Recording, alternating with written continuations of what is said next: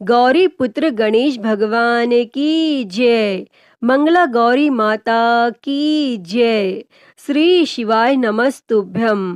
प्रिय भक्तजनों, सावन के प्रत्येक मंगलवार को मां मंगला गौरी का व्रत रखा जाता है और आज सावन मास का चौथा मंगलवार है और आज के दिन भगवान शिव और माता पार्वती की पूजा करना बेहद ही लाभदायक माना जाता है। आज के दिन मंगला गौरी का व्रत रखने और मंगला गौरी माता की व्रत कथा को सुनने से समस्त मनोकामनाएं पूर्ण हो जाती है। तो भक्तजनों, आज हम इस वीडियो में मां मंगला गौरी की व्रत कथा को सुनेंगे। तो आप सभी भक्तजन पूरी श्रद्धा के साथ ध्यान पूर्वक और प्रसन्न चित्त मन से इस कथा को सुनिए। तो सभी प्रेम से बोलिए, मां मंगला गौरी की जय। श्री उमापति शंकर भगवान की जय। सर्व देवी देवता की जय। एक बार सनत कुमार जी भगवान शिव से बोले, सर्वप्रथम मंगला गौरी व्रत को किसने किया था और किसको इसका फल प्राप्त हुआ था? तब भगवान शिव बोले, हे सनत कुमार, पूर्व काल में कुरु देश में श्रुतकीर्ति नामक एक विद्वान, कीर्तिशाली, शत्रुओं का नाश करने वाला, 64 कलाओं का ज्ञाता तथा धनुर्विद्या में कुशल राजा हुआ था और पुत्र के अतिरिक्त अन्य सभी शुभ चीजें उस राजा के पास थीं। अतः वह राजा संतान के विषय में अत्यंत चिंतित हुआ और जब ध्यान पूर्वक देवी की आराधना करने लगा तब उसकी कठोर तपस्या से देवी प्रसन्न हो गईं और उससे यह वचन बोली, हे सुव्रत, वर मांगो। तब श्रुतकीर्ति बोला, हे देवी, यदि आप मुझ पर प्रसन्न हैं तो मुझे एक सुंदर पुत्र दीजिए। हे देवी, आपकी कृपा से अन्य किसी भी वस्तु का अभाव नहीं है। और उसका यह वचन सुनकर पवित्र मुस्कान वाली देवी ने कहा, हे राजन, तुमने अत्यंत दुर्लभ वर मांगा है, फिर भी कृपावश मैं तुम्हें अवश्य दूंगी। किंतु हे राजेंद्र, सुनिए, यदि परम गुणी पुत्र चाहते हो तो वह केवल 16 वर्ष तक जीवित रहेगा और यदि रूप तथा विद्या से विहीन पुत्र चाहते हो तो वह दीर्घजीवी होगा। तब देवी का यह वचन सुनकर राजा चिंतित हो उठा और पुनः अपनी पत्नी से परामर्श करके उसने गुणवान तथा सभी शुभ लक्षणों से संपन्न 16 वर्ष की आयु वाला पुत्र मांगा। तब देवी ने भक्ति संपन्न राजा से कहा, हे राजा, मेरे मंदिर के द्वार पर आम का वृक्ष है, उसका एक फल लाकर मेरी आज्ञा से अपनी पत्नी को उसे खिला देना, जिससे वह शीघ्र ही गर्भ धारण करेगी और इसमें संदेह नहीं है। तब प्रसन्न होकर राजा ने वैसा ही किया और उसकी पत्नी ने गर्भ धारण कर लिया। तब 10वें महीने में उसने देवतुल्य सुंदर पुत्र को जन्म दिया और तब हर्ष और शोक से युक्त राजा ने बालक का जात कर्म आदि संस्कार किया और शिवजी का स्मरण करते हुए उसका नाम चिरायु रखा। और इसके बाद पुत्र के 16 वर्ष होने पर पत्नी सहित राजा चिंता में पड़ गए और वे विचार करने लगे कि यह पुत्र बड़े कष्ट से प्राप्त हुआ है और मैं इसकी दुखद मृत्यु अपने ही सामने कैसे देख सकूंगा। तब ऐसा विचार करके राजा ने पुत्र को उसके मामा के साथ काशी भेज दिया और प्रस्थान के समय राजा की पत्नी ने अपने भाई से कहा कि कार्पटिक का वेश धारण करके आप मेरे पुत्र को काशी ले जाइए। मैंने भगवान मृत्युंजय से पूर्व में पुत्र के लिए प्रार्थना की थी और कहा था, हे विश्वेश, आप जगतपति की यात्रा के लिए मैं पुत्र को अवश्य भेजूंगी, अतः आप मेरे पुत्र को आज ही ले जाइए और सावधानी पूर्वक इसकी रक्षा कीजिएगा। तब अपनी बहन की यह बात सुनकर भांजे के साथ वह चल पड़ा और कई दिनों तक चलते चलते वह आनंद नामक नगर में पहुंचा और वहां सभी प्रकार की समृद्धियों से संपन्न वीरसेन नाम वाला राजा रहता था। और उस राजा की एक सर्व लक्षण संपन्न युवा अवस्था प्राप्त मनोहर तथा रूप लावण्यमयी मंगला गौरी नामक कन्या थी। और सभी उपमानों को तुक्ष करके सौंदर्य अभिवृद्धि को प्राप्त वह कन्या किसी समय सखियों के साथ नगर के वन में क्रीड़ा करने के लिए गई हुई थी। और उसी समय वह चिरायु तथा उसका मामा वे दोनों भी वहां पहुंच गए और उन कन्याओं को देखने की लालसा से वहीं विश्राम करने लगे।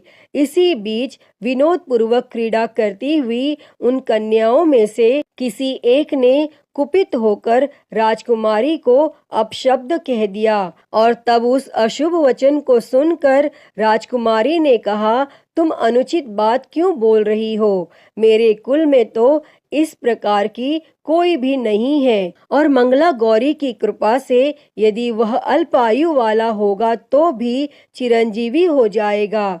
और तब इसके बाद वह सभी कन्याएं अपने अपने घर चली गईं और उसी दिन राजकुमारी का विवाह था। और बहलीक देश के दर्ण धर्मा नामक राजा के सुकेतु नाम वाले पुत्र के साथ उसका विवाह निश्चित किया गया। और वह सुकेतु विद्याहीन, कुरूप तथा बहरा था। तब सुकेतु के साथ आए हुए उन लोगों ने विचार किया कि इस समय कोई दूसरा श्रेष्ठ वर ले जाना चाहिए।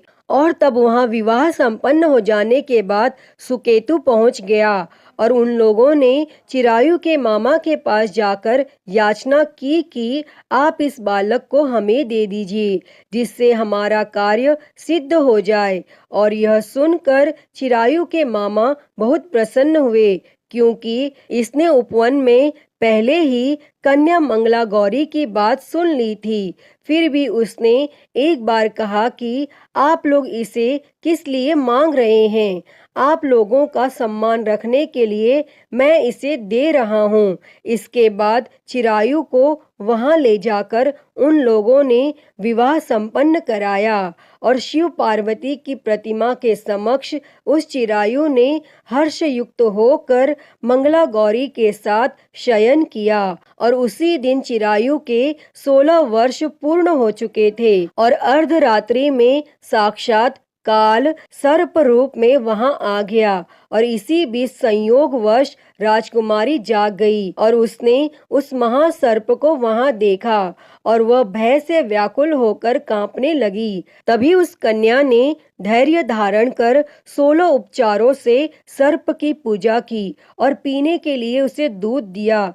और उसने दीनता भरी वाणी में उस सर्प की प्रार्थना तथा स्तुति की। मंगला गौरी प्रार्थना करने लगी कि मैं उत्तम व्रत को करूंगी जिससे मेरे पति जीवित रहे। ये जिस तरह से चिरकाल तक जीवित रहे आप वैसा कीजिए। और इतनी देर में सुकेतु के घर वाले आ गए। तब मंगला गौरी ने उससे विवाह करने के लिए इनकार कर दिया क्योंकि वह मन ही मन चिरायु को अपना पति मान चुकी थी। और इस प्रकार उसका वचन सुनकर सभी ठीक है कहने लगे। किंतु जब एक भी बात ना मिली तब सभी ने सुकेतु को उसका पति होने से निषिद्ध कर दिया और वर पक्ष वाले जिस तरह से आए थे उसी तरह से चले गए। और उसके बाद अपने वंश को बढ़ाने वाले महान यश से संपन्न तथा परम मनस्वी मंगला गौरी के पिता ने अन्न पान आदि का सत्र चलाया। उन्होंने वर पक्ष का वृत्तांत कानों कान सुन लिया कि स्वरूप में कुरूप होने के कारण लोगों के द्वारा किसी अन्य को वर के रूप में आदर पूर्वक लाया गया था। तब उन्होंने अपनी कन्या को पर्दे के भीतर बिठा दिया।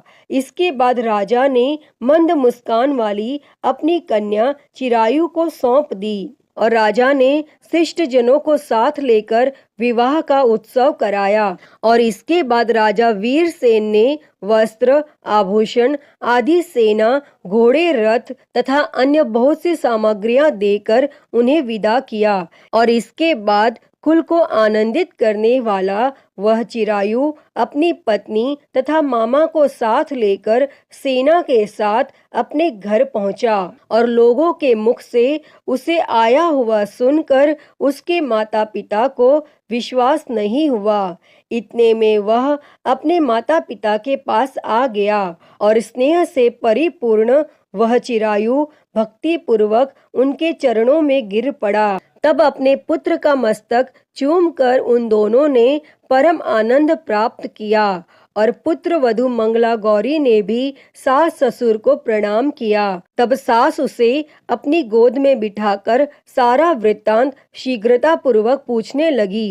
अतः हे महामुनि, तब पुत्र वधू ने भी मंगला गौरी के उत्तम व्रत महात्म्य तथा जो कुछ घटित हुआ था वह सब वृत्तांत बताया। हे सनत कुमार, मैंने आपसे इस मंगला गौरी व्रत का वर्णन कर दिया और जो कोई भी इसका श्रेष्ठ वर्णन करता अथवा जो इसे कहता है उसके सभी मनोरथ पूर्ण हो जाते हैं और इसमें संदेह नहीं है। तब सूत जी बोले, हे ऋषियों, इस प्रकार भगवान शिव जी ने सनत कुमारों को यह मंगला गौरी व्रत बताया और उन्होंने सभी कार्यों को पूर्ण करने वाले इस व्रत को सुनकर महान आनंद प्राप्त किया। अतः हे माँ मंगला गौरी, इस कथा को कहते, सुनते और हुंकारा भरते सभी पर अपनी कृपा सदैव बनाए रखना। तो सभी प्रेम से बोलिए, माँ मंगला गौरी की जय। प्रिय भक्तजनों, आइए अब सुनते हैं सभी मनोकामनाओं को पूरी करने वाली अगली कथा। एक समय की बात है, एक छोटे से गांव में एक साहूकार अपनी पत्नी के साथ निवास करता था। साहूकार धनवान था और उसके घर में किसी भी प्रकार की कोई कमी नहीं थी। फिर भी वह और उसकी पत्नी संतान न होने के कारण दुखी रहते थे। संतान की कमी उन्हें हमेशा कचोटती रहती थी। एक दिन की बात है, उस साहूकार के घर में एक साधु आए।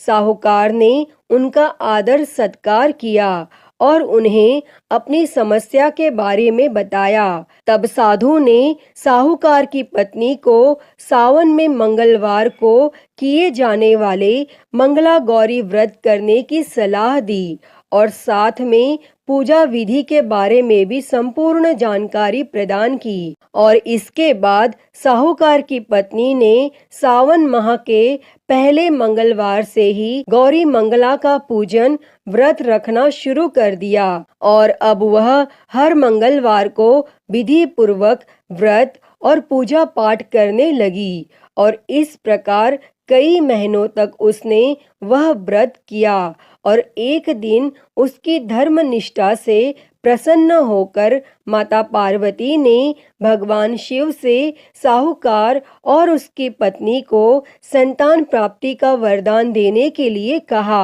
और फिर साहूकार को उस रात स्वप्न में एक दिव्य शक्ति ने दर्शन देकर कहा कि एक आम के पेड़ के नीचे भगवान गणेश की मूर्ति विराजमान है। तुम उस पेड़ से आम तोड़कर अपनी पत्नी को खिला देना और इससे तुम्हें संतान की प्राप्ति का सुख मिलेगा। और तब साहूकार ने अगले दिन सुबह उठकर अपनी पत्नी को इस सपने के बारे में बताया और वह उस आम के पेड़ को ढूंढने निकल पड़ा।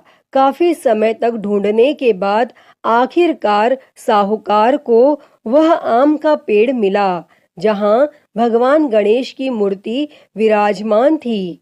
तब साहूकार ने आम तोड़ने के लिए उस पेड़ पर पत्थर मारना शुरू कर दिया और पत्थर फेंकने से एक आम तो टूटकर नीचे गिर गया, लेकिन गलती से एक पत्थर जाकर भगवान गणेश की प्रतिमा को लग गई। इससे भगवान गणेश जी क्रोधित हो गए और उन्होंने प्रकट होकर उस साहूकार को श्राप देते हुए कहा कि हे स्वार्थी मनुष्य, तूने अपने स्वार्थ के कारण मुझे चोट पहुंचाई है। तुझे माँ पार्वती की कृपा से संतान की प्राप्ति तो होगी, लेकिन उसकी मृत्यु 21 वर्ष की आयु में ही हो जाएगी। और तब यह सुनकर साहूकार बहुत घबरा गया और वह वापस घर चला गया। तब उसने वह फल अपनी पत्नी को खिला दिया और किसी को भी इस घटना के बारे में नहीं बताया। और कुछ समय पश्चात भगवान शिव और माता पार्वती के आशीर्वाद से साहूकार और उसकी पत्नी को पुत्र की प्राप्ति हुई और इससे उन दोनों के जीवन में खुशी का ठिकाना न रहा।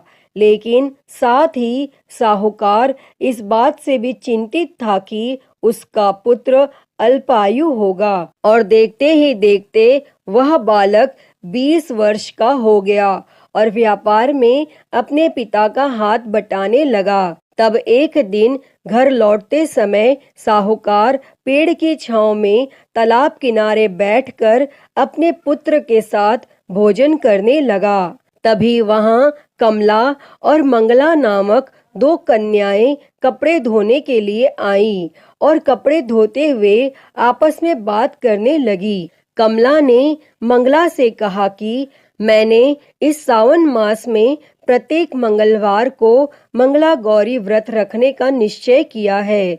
तुम भी माँ पार्वती को समर्पित यह व्रत अवश्य करना।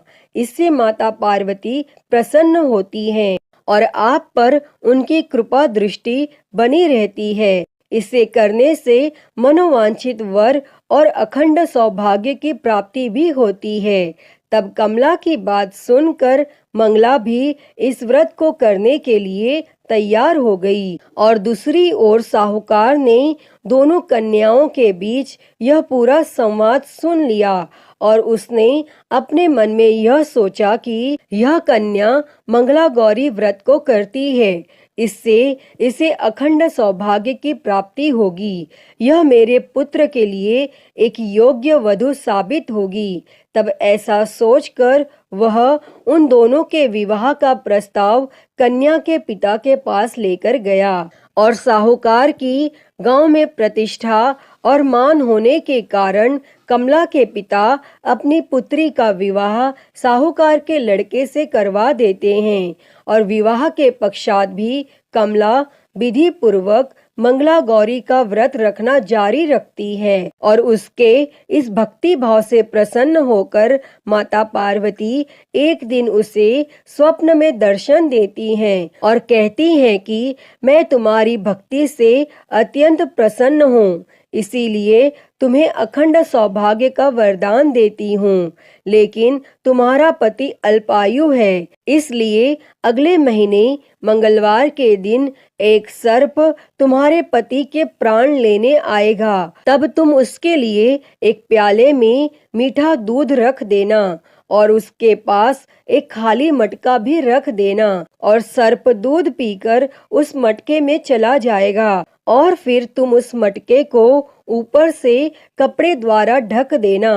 तब अगले मंगलवार को कमला ने माता पार्वती की बात मानकर एक प्याले में मीठा दूध रख दिया और पास में एक मटकी भी रख दी। तब सर्प ने आकर दूध पिया और मटकी में जाकर बैठ गया। तब कमला ने उस मटकी पर कपड़ा बांधकर उसे जंगल में रख दिया और माता पार्वती की कृपा से कमला के पति के प्राण बच गए। और इस प्रकार मंगला गौरी व्रत के पुण्य फल से साहूकार का पुत्र श्राप मुक्त हो गया। जब कमला ने घर में सबको इस चमत्कार के बारे में बताया तो सभी आश्चर्यचकित रह गए। इसके बाद साहूकार और उसकी पत्नी ने अपने पुत्र और पुत्र वधू को आशीर्वाद दिया और पूरा परिवार सुखपूर्वक जीवन व्यतीत करने लगा। अतः हे माँ मंगला गौरी, जैसी कृपा आपने कमला और उसके पति पर की, वैसी ही कृपा इस कथा को कहते, सुनते और हुंकारा भरते सभी पर करना और सभी को अखंड सौभाग्य और संतान सुख देना। तो सभी प्रेम से बोलिए माँ मंगला गौरी की जय। श्री उमापति शंकर भगवान की जय। प्रिय भक्तजनों, आइए अब सुनते हैं सभी मनोकामनाओं को पूरी करने वाली अगली कथा। एक गांव में एक बुढ़िया माई रहती थी। बुढ़िया माई का एक बेटा था जिसका नाम भोला था। उसकी एक सुंदर पत्नी थी रूपा। भोला अपनी माँ का बहुत ख्याल रखता था। बहू भी बहुत सीधी थी, लेकिन बुढ़िया माई दिन रात बहू से झगड़ा करती रहती थी। एक दिन बुढ़िया माई ने घर आकर बताया, बहू सुन, मैं शिवजी के मंदिर से आ रही हूँ। वहाँ सब बातें कर रहे थे कि यदि सावन के सोमवार व्रत कर अगले दिन मंगल को मंगला गौरी व्रत किया जाए तो भोले बाबा और माँ पार्वती की कृपा से तुझे बेटा हो सकता है। तब रूपा ने कहा, लेकिन माँ जी, मैं तो केवल सोमवार का व्रत करती हूँ। ठीक है, अब आप कह रही हैं तो इस बार मैं दोनों व्रत करूंगी। लेकिन बुढ़िया माई केवल अपनी बहू को परेशान और भूखा रखने के लिए यह सब कह रही थी। और उसने आगे कहा, अरे ऐसे व्रत नहीं करना है। दोनों दिन कुएं से 7 घड़े पानी शिवलिंग पर चढ़ाना है। तब रूपा यह सुनकर परेशान हो गई और उसने कहा, माँ जी, मैंने तो यह सब करते किसी को नहीं देखा। तब यह सुनकर बुढ़िया माई को क्रोध आ गया और उसने कहा, मैं क्या झूठ बोल रही हूँ? यह केवल संतान प्राप्ति का उपाय है जो तुझे करना ही पड़ेगा। और यह सुनकर रूपा चुप हो जाती है और कुछ दिन बाद सावन शुरू हो जाता है और रूपा ने पहले सोमवार को सुबह पूजा पाठ कर व्रत शुरू किया और 7 घड़े पानी कुएं से भरकर शिवजी पर चढ़ा दिया। और कुआं मंदिर से काफी दूर था, इसीलिए उसे यह सब करने में काफी समय लग गया। और जब शाम को रूपा वापस आई तो देखा भोला बहुत गुस्से में घर के बाहर बैठा है। तब रूपा के पूछने पर उसने गुस्से में कहा, कहाँ चली गई थी? इतनी देर लगती है जल चढ़ाने में? घर में मेरी माँ भूखी बैठी है और तू घूम घूम कर पूरा गांव देख रही है। और ऐसा कहकर भोला ने उसे मारा। तब रूपा मार खाकर बिना कुछ खाए सो गई और अगले दिन उसकी सास ने कहा, बहू, आज फिर से तुझे जल चढ़ाना है। और यह सुनकर रूपा ने कहा, माँ जी, कल से मैंने कुछ खाया नहीं है और इनकी मार से मेरा पूरा शरीर दुख रहा है। आज मैं कलश कैसे उठा पाऊंगी? तब यह सुनकर बुढ़िया ने कहा, कुछ भी कर, लेकिन यह तो तुझे करना ही पड़ेगा। तब रूपा पूजा करने मंदिर में चल दी और पूजा करने के बाद वह कुएं पर आई और बड़ी मुश्किल से उसने अपना कलश भरा और वहां से चल दी। लेकिन कुछ दूर चलने पर वह गिर पड़ी और उसका मटका भी टूट गया। तब रूपा एक पेड़ के नीचे बैठकर रोने लगी। तभी वहां एक साध्वी आई। उसने कहा, बेटी, क्यों रो रही है? तब रूपा ने रोते हुए सारी बात बता दी और उसकी बात सुनकर साध्वी ने कहा, बेटी, तू एक काम कर, एक लोटा जल का ले और उसमें से 7 बार थोड़ा थोड़ा शिवलिंग पर चढ़ा देना और घर जाकर अपनी सास से कहना, मैंने जल चढ़ा दिया। और रूपा ने कहा, लेकिन यह तो झूठ होगा और मेरा मटका भी टूट गया। तब साध्वी ने कहा, ये ले लोटा, इसमें जल भरकर चढ़ा दे और इसे घर ले जाना, लेकिन छिपा कर रख देना।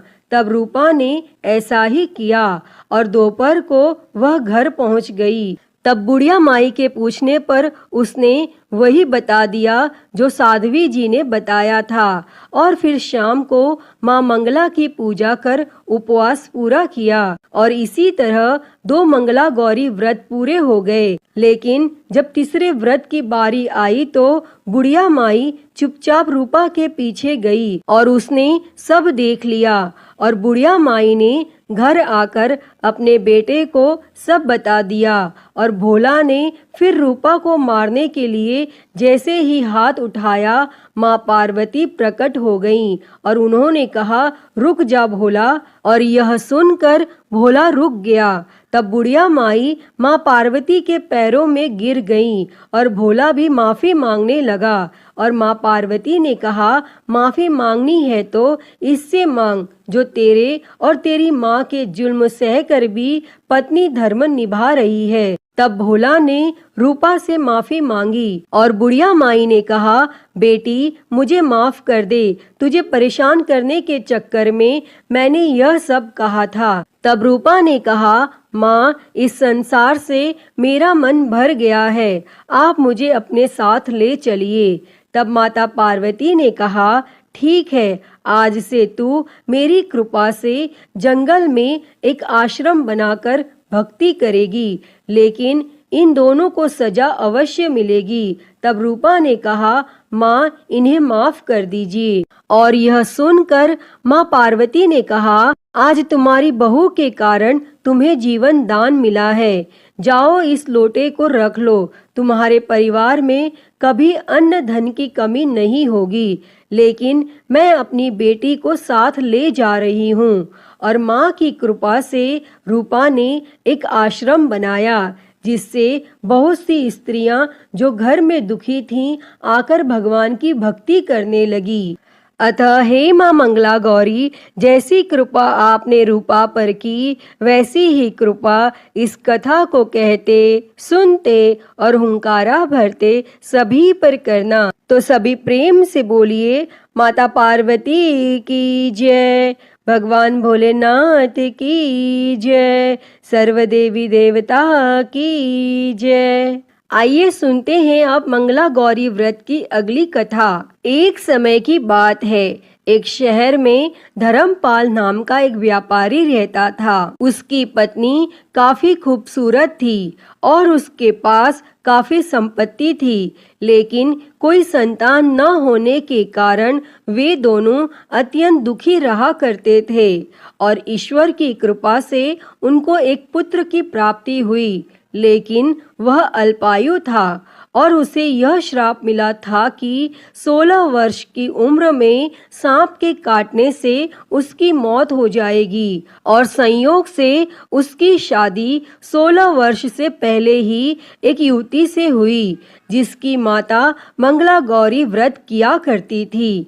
और परिणाम स्वरूप उसने अपनी पुत्री के लिए एक ऐसे सुखी जीवन का आशीर्वाद प्राप्त किया था, जिसके कारण वह कभी विधवा नहीं हो सकती थी। और इस वजह से धर्मपाल के पुत्र ने 100 साल की लंबी आयु प्राप्त की। और इस कारण से सभी नवविवाहित महिलाएं इस पूजा को करती हैं तथा गौरी व्रत का पालन करती है तथा अपने लिए एक लंबी, सुखी और स्थायी वैवाहिक जीवन की कामना करती हैं। और जो महिला इस मंगला गौरी व्रत का पालन नहीं कर सकती, तो उस महिला को श्री मंगला गौरी पूजा कम से कम करना ही चाहिए। और इस कथा को सुनने के पश्चात विवाहित महिला अपनी सास एवं ननद को 16 लड्डू देती हैं और इसके उपरांत वे यही प्रसाद ब्राह्मण को भी ग्रहण कराती हैं। और इस विधि को पूरा करने के बाद व्रती 16 बाती वाले दीपक से देवी की आरती करती हैं। और व्रत के दूसरे दिन बुधवार को देवी मंगला गौरी की प्रतिमा को नदी अथवा पोखर में विसर्जित किया जाता है। अंत में माँ गौरी के सामने हाथ जोड़कर अपने समस्त अपराधों के लिए एवं पूजा में हुई त्रुटियों के लिए क्षमा अवश्य मांगे। इस व्रत एवं पूजा के अनुष्ठान को परिवार की खुशी के लिए लगातार 5 वर्षों तक किया जाता है। अतः इस मंगला गौरी व्रत को नियमानुसार करने से प्रत्येक व्रती के वैवाहिक जीवन में सुख की बढ़ोतरी होती है तथा पुत्र पौत्रादि की प्राप्ति एवं पुत्र पौत्रादि का जीवन भी सुखपूर्वक व्यतीत होता है। ऐसी इस मंगला गौरी व्रत की महिमा वर्णित की जाती है। अतः हे माँ गौरी, इस कथा को कहते, सुनते और हुंकारा भरते सभी पर अपनी कृपा सदैव बनाए रखना। सभी के जीवन से कष्टों को दूर कर कर सभी के जीवन में सुख और समृद्धि देना। तो सभी प्रेम से बोलिए माता पार्वती की जय, भगवान भोलेनाथ की जय, सर्व देवी देवता की जय। प्रिय भक्तजनों, तो मैं उम्मीद करती हूँ कि आपको आज की ये कथा पसंद आई होगी और अगर वीडियो अच्छी लगी हो तो इसे लाइक करें, ज़्यादा से ज़्यादा शेयर करें और कमेंट बॉक्स में माता पार्वती की जय लिखना ना भूलें और हरि हर भक्ति चैनल को सब्सक्राइब कर नोटिफिकेशन बेल को ज़रूर ऑन कर लें। हर हर महादेव। धन्यवाद।